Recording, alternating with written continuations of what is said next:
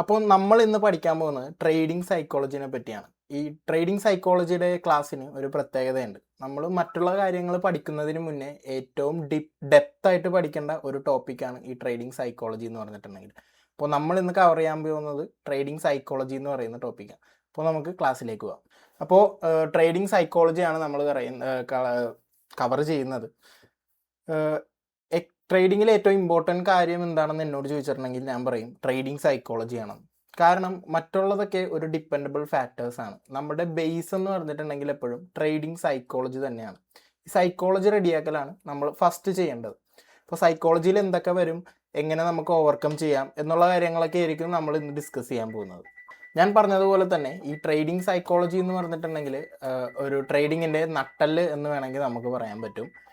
കാരണം ഇതില്ലെങ്കിൽ നമുക്ക് ട്രേഡിങ്ങിൽ എത്ര പഠിച്ചെന്ന് പറഞ്ഞാലും എന്ത് പഠിച്ചെന്ന് പറഞ്ഞിട്ടും കാര്യമില്ല. ഇതാണ് ഒരു ബാക്ക് ബോൺ എന്ന് പറഞ്ഞിട്ടുണ്ടെങ്കിൽ. അപ്പോൾ നമ്മൾ ബേസ് ലെവലിൽ നിന്നും ഇത് സ്റ്റാർട്ട് ചെയ്യുക, ഇത് മാസ്റ്റർ ചെയ്യുക എപ്പോഴും. എന്നാൽ മാത്രമേ നമുക്ക് ട്രേഡിങ്ങിൽ നല്ലൊരു കരിയർ ബിൽഡ് ചെയ്യാൻ പറ്റുള്ളൂ. ഇതിൽ വന്ന ഒരു ഇമ്പോർട്ടൻറ്റ് ടോപ്പിക്കാണ് ഫിയർ. ട്രേഡിംഗ് സൈക്കോളജിയിൽ വരുന്ന ഒരു ടോപ്പിക്കാണ് ഫിയർ. ഫിയർ എന്ന് പറഞ്ഞിട്ടുണ്ടെങ്കിൽ നമുക്ക് എല്ലാവർക്കും അറിയാം, ഭയം. നമുക്ക് എല്ലാവർക്കും ഉള്ളതാണ് ഈ ഭയം. ഇതൊക്കെ ഈ സൈക്കോളജിയുടെ ഭാഗമായിട്ട് വരും. ഭയം നമുക്ക് ട്രേഡിങ്ങിൽ എങ്ങനെ എഫക്റ്റ് ചെയ്യുന്നതെന്ന് നോക്കാം. ഒന്ന് ഹെസിറ്റേഷൻ എന്ന് പറയും. ഹെസിറ്റേഷൻ എന്ന് പറഞ്ഞിട്ടുണ്ടെങ്കിൽ നമുക്കൊരു ട്രേഡ് എടുക്കാനായിട്ടുള്ള ഒരു മടിയല്ല, ഭയം.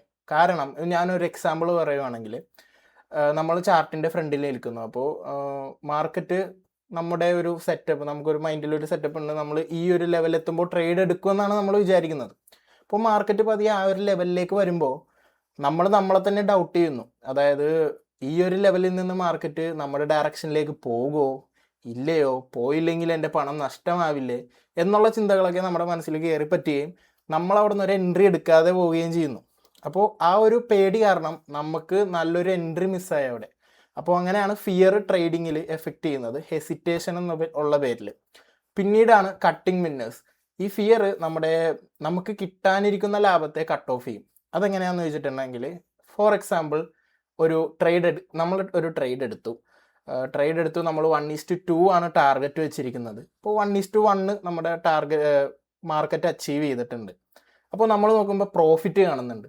അപ്പോൾ നമ്മുടെ ഉള്ളിൽ അറിയാതെ ഒരു ഫിയർ വരും.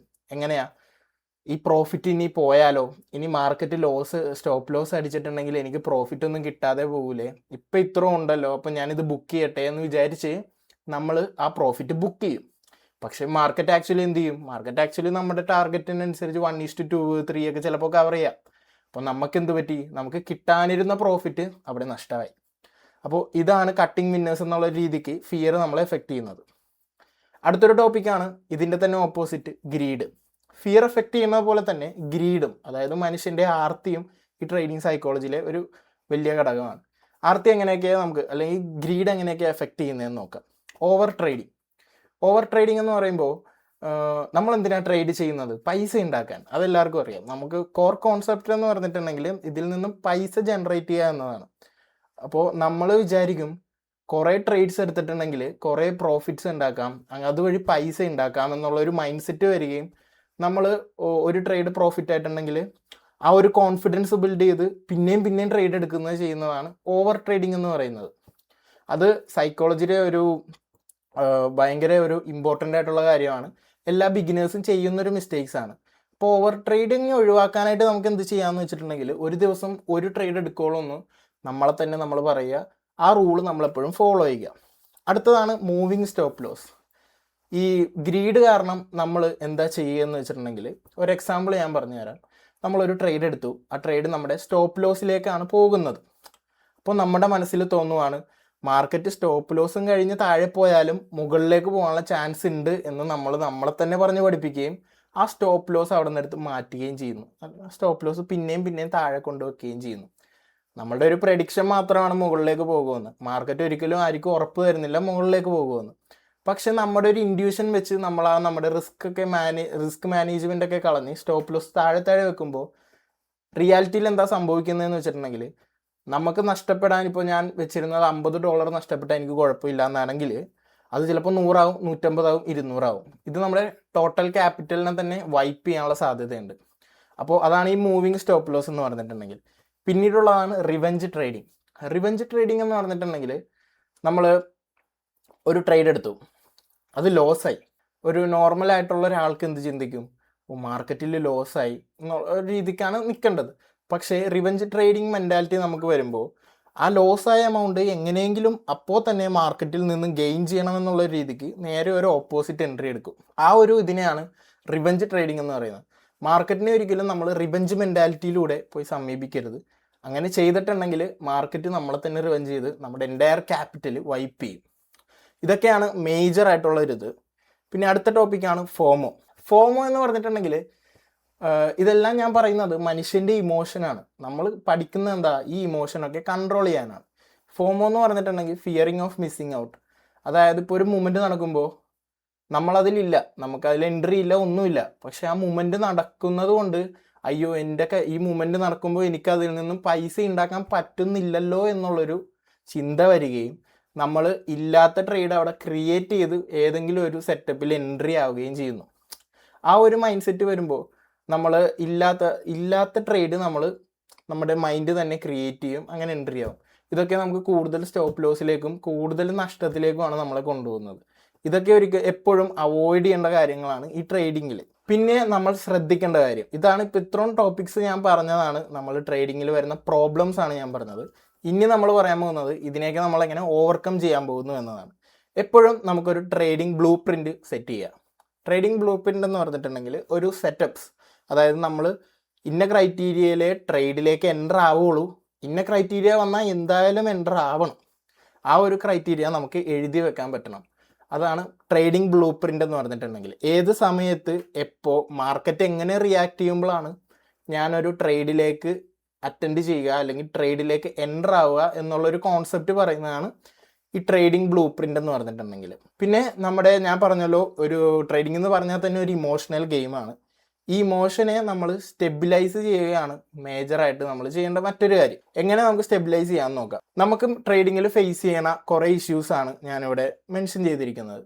അതിൽ കുറേ സ്റ്റോപ്പ് ലോസ് നമുക്ക് ഇൻകേർഡ് ആവാനുള്ള ചാൻസ് ഉണ്ട്. അതായത് ഇപ്പോൾ ഈ റൂൾസ് എല്ലാം ഫോളോ ചെയ്താലും ചിലപ്പോൾ ഒരു 5 ദിവസമൊക്കെ നമുക്ക് അടുപ്പിച്ച് ലോസ് മാത്രം ഹിറ്റ് ചെയ്യേണ്ട അവസ്ഥ വരും. ഇങ്ങനത്തെ ഒരു സാഹചര്യങ്ങളിൽ നമ്മുടെ ഇമോഷൻ അവിടെ ഒരു ഇംബാലൻസ് ആവാനുള്ള സാധ്യത വളരെ കൂടുതലാണ്.